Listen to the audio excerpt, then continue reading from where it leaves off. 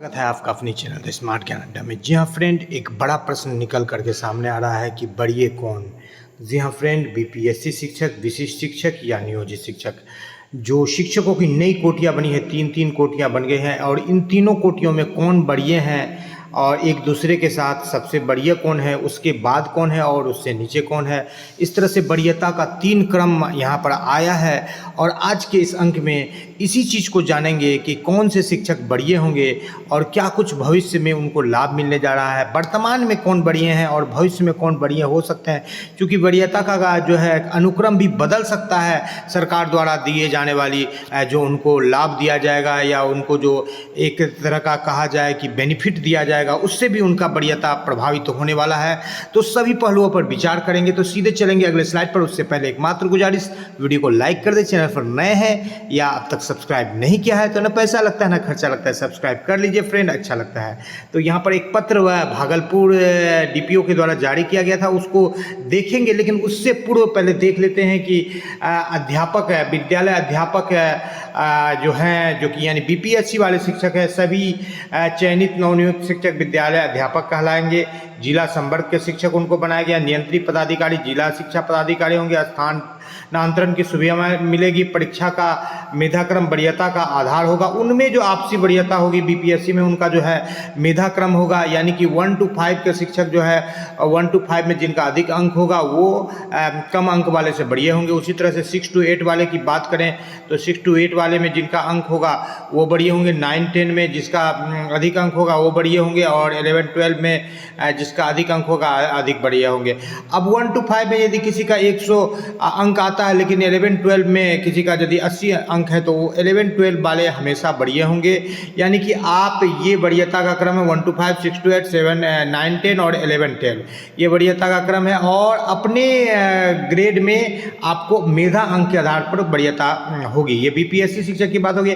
प्रोन्नति वेतन संरक्षण का लाभ अब तक निर्धारित नहीं है, ये नहीं दिया गया है, क्योंकि बहुत सारे बीपीएससी शिक्षक ऐसे बने हैं जो फ्रेशर है, लेकिन बहुत सारे ऐसे बने हैं जो नियोजित शिक्षक हैं जिनको विरमण दिया गया है, लेकिन अब तक उस विरमण का कोई वास्तविक लाभ नहीं है। सिर्फ उनको एक कहीं ना कहीं शांत रखने के लिए या एक भेग में रखने के लिए, उनके प्रोन्नति को खाने के लिए, समाप्त करने के लिए, चूंकि वो नया ग्रेड में ज्वाइन किए हैं तो 1 to 5 वाले 6 to 8 में या 9-10 या 11-12 में ही ज्वाइन किए हैं, ऊपर ग्रेड में ही गए।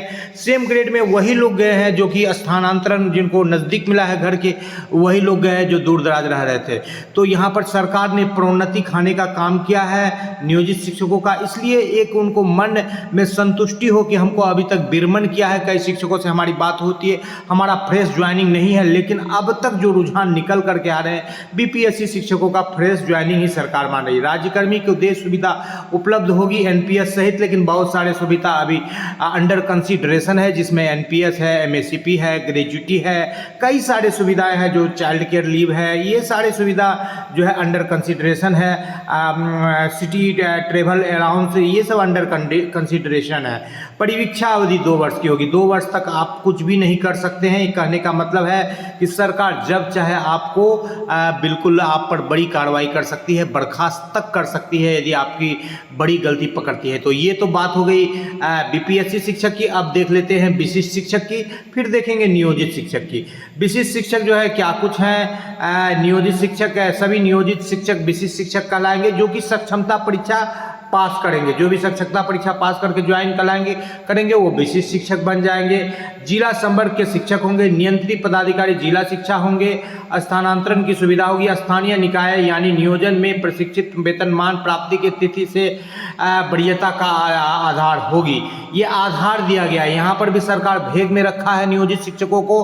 और चूंकि अभी एक पेपर कटिंग दिखाएंगे, उसमें क्या कुछ लिखा है कि जिस दिन आप ज्वाइन करेंगे उसी दिन से आपको वेतनमान का लाभ मिलेगा। और यहाँ पर बोला गया है कि स्थानीय निकाय यानी नियोजन में प्रशिक्षित वेतनमान की तिथि वरीयता का आधार होगी। यदि प्रशिक्षित वेतनमान की तिथि वरीयता का आधार रहेगा तो कहीं ना कहीं नियोजित शिक्षकों को इससे बेनिफिट मिलेगा, प्रोन्नति एवं वेतन संरक्षण का लाभ मिलेगा।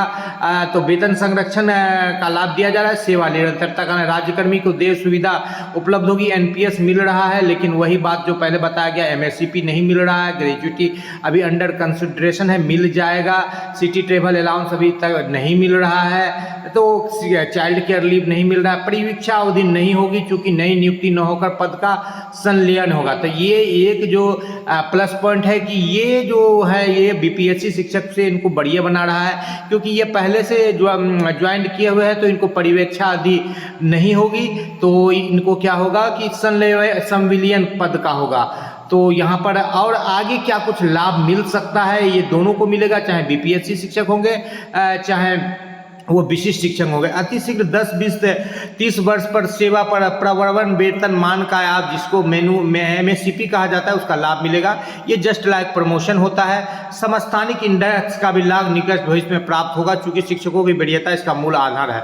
समस्थानिक इंडेक्स यदि बीपी नियोजित शिक्षकों को मिल जाता है सक्षमता पास, तो इनको काफ़ी ज़्यादा वेतन में लाभ हो जाएगा। 10 से 15,000 या 20,000 तक का लाभ हो जाएगा +2 के शिक्षकों को। लेकिन सरकार चूंकि इनका प्रमोशन खाना चाहती है, क्योंकि प्रमोशन के हकदार हो चुके हैं, जैसा कि 2006 वाले शिक्षक है 12 वर्ष में वो स्नातक ग्रेड में चले जाएंगे 1 to 5 से, और फिर 5 वर्ष में वो स्नातक ग्रेड से प्रधानाध्यापक ग्रेड में चले जाएंगे। जैसा कि आपको पूर्व के वीडियोज में दिखाया गया है, एक शिक्षकों को 1.5 से 2 लाख प्रमोशन की राशि बन रही है एरियर के रूप में। तो ये 1.5 से 2 लाख सरकार खा करके एक राज्यकर्मी रूपी झुंझुना दे रही है, और कहीं ना कहीं चूंकि राज्यकर्मी का जो है बेनिफिट देख करके शिक्षक ये सोच रहे हैं कि यदि हम राज्यकर्मी नहीं बनते हैं तो कल के डेट में हमें सरकार कहीं हमारे अधिकारों को हनन न कर ले या हम पर कोई कार्रवाई करने ना करे, जैसा कि दक्षता फेल शिक्षकों पर की जा रही थी। इस तरह का डर का एक भय का माहौल व्याप्त करके जो है शिक्षकों को सक्षमता परीक्षा दिलवा चुकी है शिक्षक, जिसमें कि 1,87,000 पास भी हुए हैं, लगभग 1,99,000 शिक्षकों में से। तो उपरोक्त नियमावली पर आधारित है। अब इस बाबत जो है जो पहला बात क्लियर किया गया है यहाँ पर भागलपुर के डीपीओ द्वारा, जिला कार्यालय के द्वारा, कि प्रायः देखा जाता है कि विद्यालय में उपस्थिति पंजे में विद्यालय में यह देखा जा रहा है कि कौन बढ़िया होंगे, किसका नाम आगे होगा, इस बाबत बार बार परीक्षा की जा रही है। तो यह निर्देश दिया जा रहा है कि नियोजित शिक्षक जो कि है बीपीएस उस उपस्थिति पंजी में उनका नाम आगे होगा और दर्ज किया जाएगा, और बीपीएससी शिक्षक से वो बढ़िया होंगे और इसको लागू किया जाएगा। तो यहाँ पर तो ये बात क्लियर हो गई, जो कि पहले से क्लियर है कि नियोजित शिक्षक जो है बीपीएससी शिक्षक से बढ़िया होंगे। कौन नियोजित शिक्षक है? जो अभी नियोजित हैं यहाँ पर, उसको बोला गया है कि जो बीपीएससी से बढ़िया होंगे। अब बात आ रही है कि विशिष्ट शिक्षक क्या होंगे, वो नियोजित से बढ़िया होंगे कि नहीं होंगे, बीपीएससी से बढ़िया होंगे कि नहीं होंगे। तो आपको ये बता दे, जो कि उनका संविलियन हो रहा है, तो विशिष्ट शिक्षक भी बीपीएससी शिक्षक से बढ़िया होंगे। बीपीएससी शिक्षक से कौन बढ़िया होंगे? विशिष्ट शिक्षक बढ़िया होंगे। और विशिष्ट शिक्षक से कौन बढ़िया होंगे? नियोजित बढ़िया होंगे, या नियोजित से विशिष्ट बढ़िया होंगे। अब इस बात की लड़ाई है, क्योंकि बीपीएससी शिक्षक सबसे कनीय होंगे अपने ग्रेड में, और अपने ग्रेड से ऊपर वाले में वो बढ़िया होंगे। जैसे 6 to 8 के यदि नियोजित शिक्षक हैं तो 9, 10 के बीपीएससी शिक्षक उनसे हमेशा बढ़िया होंगे, और +2 के शिक्षक उनसे हमेशा बढ़िया होंगे, और 6 to 8 के उनसे कनीय होंगे। तो ये तो एक बात हो गई कि बीपीएससी शिक्षक जो है सबसे कनीय होंगे। अब दूसरी बात निकल करके आ रही है कि सक्षमता परीक्षा उत्तीर्ण नियोजित शिक्षक योगदान की तिथि से बनेंगे राज्यकर्मी।